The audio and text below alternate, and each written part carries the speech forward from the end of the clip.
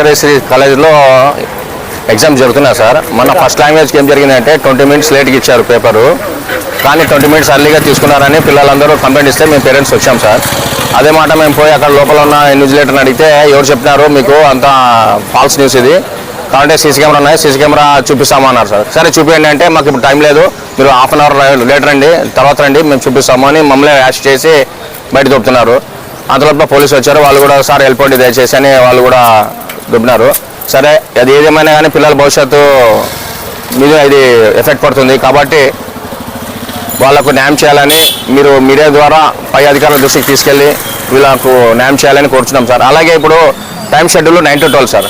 Suppose 9 1 నిమిషం late తర్వాత వస్తే ఎవరు పిల్లలు అలౌ చేయాలని అంటున్నారు. అలాంటప్పుడు 20 minutes పేపర్ ఎలా లేట్గా ఇస్తారు సార్? 20 minutes తొందరగా ఎట్లా తీసుకుంటారు? వాళ్ళకైతే 1 నిమిషం, వీళ్ళకైతే 20 minutes అయినా ఎవరు పట్టించుకోవడం లేదు.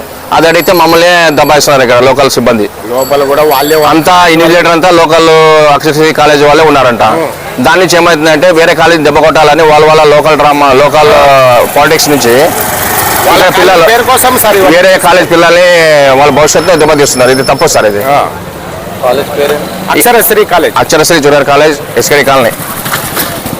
నా పేరు రుద్రప్ప. ఇక్కడ మేము రావడానికి ముఖ్య కారణం ఏంటంటే మొన్న జరిగిన ఎగ్జామ్లో పేపర్ ముందుగా మాది ఆదోని, నా పేరు గోవర్ధన్. మొన్న ఫస్ట్ లాంగ్వేజ్ జరిగిన ఎగ్జామ్లో పేపర్ 20 నిమిషాలు లేట్గా ఇచ్చేసి 20 నిమిషాలు ముందుగానే తీసుకున్నారు.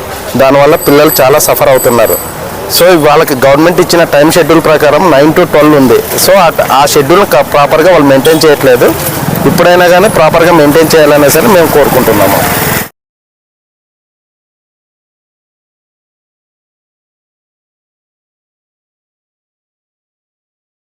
మొన్న జరిగినటువంటి ఆదోనిలో ఇంటర్మీడియట్ ఎగ్జామ్స్ విషయం మీద స్పందించాలనుకుంటున్నాను.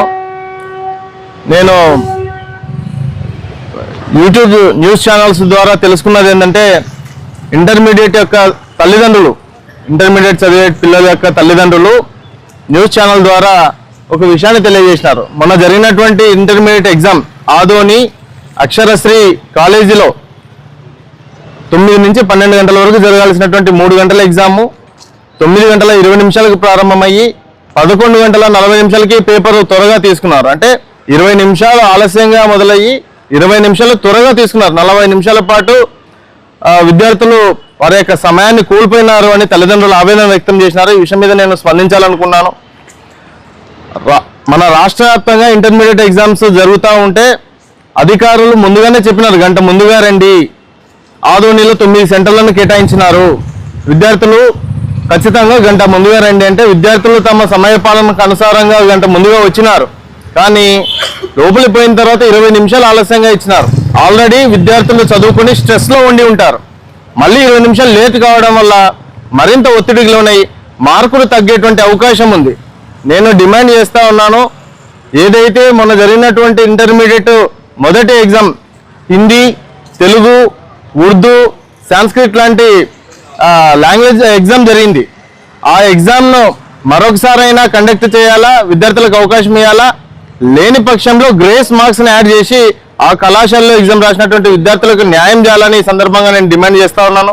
అదే మాదిరిగా అధికారులు కూడా సీసీటీవీ ఫుటేజ్ను ఒకసారి పరిశీలించి ఇది వాస్తవమా కాదా ఒకసారి క్రాస్ చెక్ చేయాలా, లేదు అంటే టైం రికార్డ్స్ను ఒకసారి వెరిఫై చేయాలని కూడా నేను డిమాండ్ చేస్తూ ఉన్నాను. ఇంత ఘోరం విద్యార్థులకు జరుగుతూ ఉంటే ఫ్లయింగ్ స్క్వాడ్స్ ఏం చేస్తూ ఉన్నాయి, ఆర్ఐఓలు ఏం చేస్తూ ఉన్నారు, డిఐఈఓలు ఏం చేస్తూ ఉన్నారు, ఇంటర్మీడియట్ బోర్డు అధికారులు ఏం చేస్తూ ఉన్నారు, ఈ సందర్భంగా ప్రశ్నిస్తూ ఉన్నాను.